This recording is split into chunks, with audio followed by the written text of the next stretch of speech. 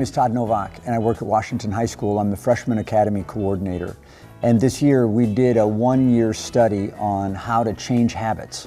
We started with working with staff. I worked with the Freshman Academy teams and kind of culled out some principles on how to change habits. And then I launched in January a study of working with freshmen to see if I could encourage them to review their day. What we were looking at was kids, we tell kids to study, but they really don't, I'm not sure that they're doing that. And so the most basic element of studying is sitting down and saying, what did I do today?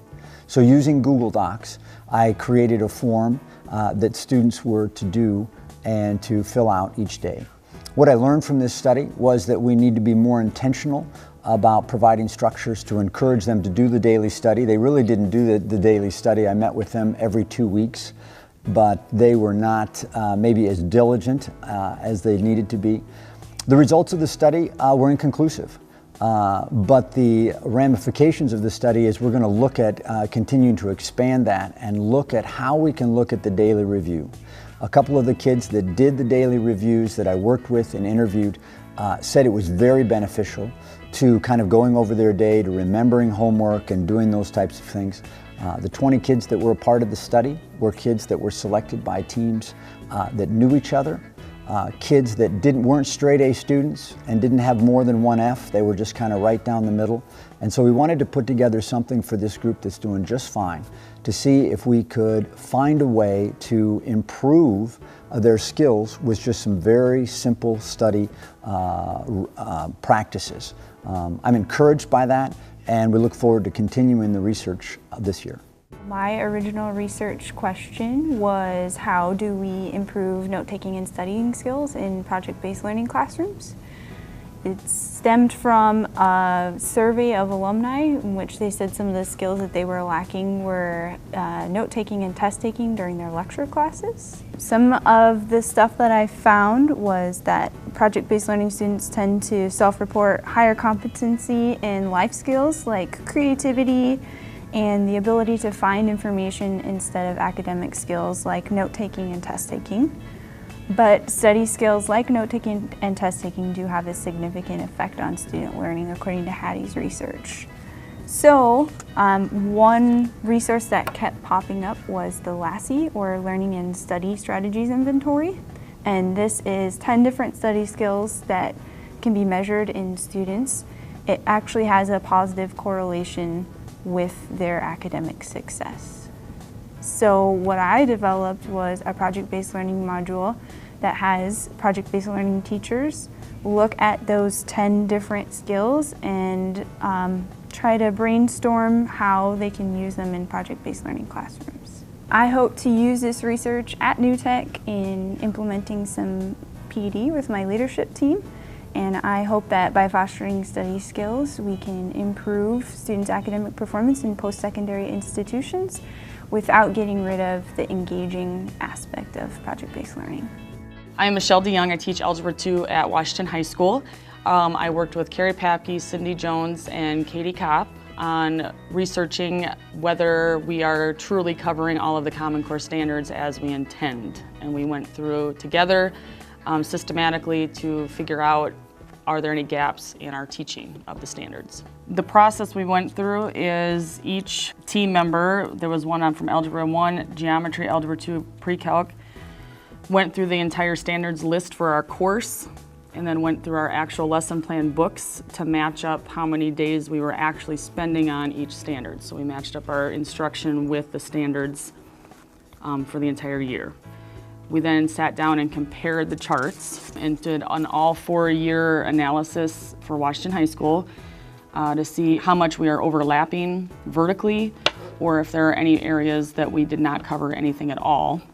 And if so, we then analyzed why that would be and why we're overlapping, and is it justified, and are the skipped standards being covered elsewhere, say in AP Stats. So we went through systematically, step by step, and analyzed what we saw on our all 4 years chart. Our plan then is to come back the beginning of the school year during some in-service time and communicate with each group some of the things that we saw in our analysis. So we put together a chart, just these are some of the things we need to communicate with our respective collaborative teams when we get back to school in the fall. My name's Barb Newitt. I teach AP Physics 1 and AP Physics 2 at Roosevelt High School. My project was entitled Using Geogebra Software to Create Physics Simulations.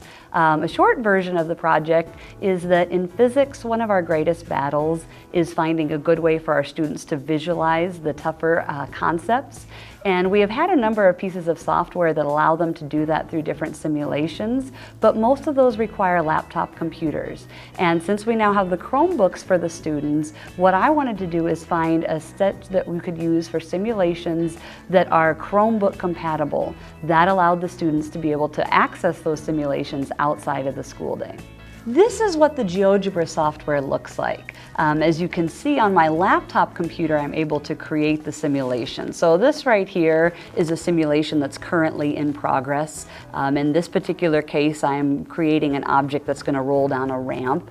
There's a couple of graphs that are going to go through it. And then there's a secondary part of it where you can do all of the programming. So over on the left there is where we actually program in what's going to happen. We have all the points that are there, the different lines, the different equations, and then here is where you actually set it into motion. Now the great part about it then is that once I have that done and I upload that online, then the students are able to access that on the Chromebook. So over here is what the finished product looks like to them. And so they can get to that software if they have available. They can certainly do this on a computer or a laptop of any type, but they can also do that on their Chromebooks. And so that allows them then when they are at home with their one-to-one Chromebooks to be able to use that. This is huge for our students as they try to visualize some of the trickier concepts. In this particular case, as I change the angle, we'll see that our graph changes. We see this little vector diagram, which is the funny looking triangle, that changes along with it. And then I can set it into motion and see how that affects the motion of the object as it goes downwards. What I found with this program is that it definitely was a huge help to our students. We were able to incorporate them into one unit at the end of the year already this school year, and it was so nice for them to have access to those at home. I even found myself writing some homework problems tailored specifically towards the simulations. So what I would see as far as the next steps are to continue creating more simulations. The ones that I made as part of this project, of which there are currently 9, those are online. They're available to any physics teacher that wants to use them. But in the future, I would see us expanding into additional topics. I found it was taking about 3 to 4 hours to create each one. So I feel that 9 simulations is certainly a good start, but there's room to create lots more as we go through the future school years. My name is Tony Martinet. I teach speech and debate and composition at Lincoln High School. For my research project, I kind of wanted to do a synthesis of a lot of the literature that's already been produced to better understand teacher development, how we can help teachers develop, as well as what are some of the key things that they need to focus on in their development of their profession and their career. There were 3 main findings that sort of synthesized out of a lot of the literature. The biggest thing is that teachers need to be considering themselves learners as well. It's important that they're learners they need to learn about the process of teaching. As some of the literature points out, there's not enough time in teacher ed programs to give them everything they need, and so they really need to be lifelong learners of the profession. What they need to also learn about is the content they teach as well. Too many teachers rely on how they learned the content as a way of model of teaching it instead of learning new and different ways to engage different students, which finally leads to the fact that they need to be learners about the context in which they teach. The school they teach, the students they teach, and the community within they teach. By being continual learners of the profession and of teaching, it just helps them to continue to grow and change. Not to mention they get to model the lifelong learning they expect of their students. In order to actually help these teachers develop, and the reason they need to learn so much is because every day they have to be able to make professional judgments, and those professional judgments affect everything that happens in their classroom. So what can be done to help them is to first and foremost establish a purpose for them. A purpose of education, a purpose of their classroom, and a purpose of the specific activities in what they do in the classroom. A lot of the literature is starting to have a broader discussion about this purpose of education. Are we here to give them, are the students just basic skills? Are we trying to help them socialize? Are we trying to help them learn to be individuals themselves? One of the best things that can be done with teachers directly is to help them become reflective practitioners, giving them opportunities to actually reflect on what they do in the classroom at an activity levels. They need to have conversations with their peers and their administration. In the long run, my hope with this research and what I hope to do with it is, one, is to have constant conversations with my own peers and within my own department. I also know that personally, whenever I have my conversations with my administrators, to try to make sure the conversation focuses on long-term goals for my improvement as opposed to specific techniques that should be getting applied in my classroom. A long-term goal with the research is I want to keep working with the information to distill it down a little bit more, because I think it would be a really great workshop to do with teachers on how to take their own evaluations and how to take their own observations in their classroom and use those as a way to grow and to reflect, as instead of merely a rubber stamp on, okay, I'm doing what's good, let me just keep going. I think it would also be really beneficial, because as the literature also says, is having these conversations with teachers about new techniques and new methods is important, because a lot of teachers shy away from new methodologies because they appear inefficient simply because the teachers are unfamiliar with them. So it would be important to have conversations with individuals as they design professional development training on ways that they can provide more opportunities and more information to make it more applicable for teachers, instead of just we had a great feel-good conversation, now let's forget about it for the rest of the year. My name is Erica Bell. I teach 8th grade social studies at Edison Middle School, and my project this summer was to research peer tutoring. Next year I'm going to be part of the honors curriculum, where I'll be having students who are 8th graders tutoring either 7th or 6th graders.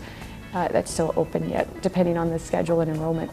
But I really wanted to look at, how do you set up an environment where you can maximize that learning potential? What sort of culture do you have to create in terms of students working with other students?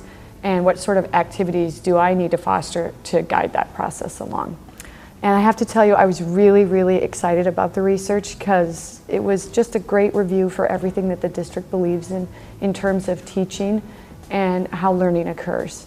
One thing that really stood out to me is that for peer tutoring to work, it has to have the right culture where every person feels valued.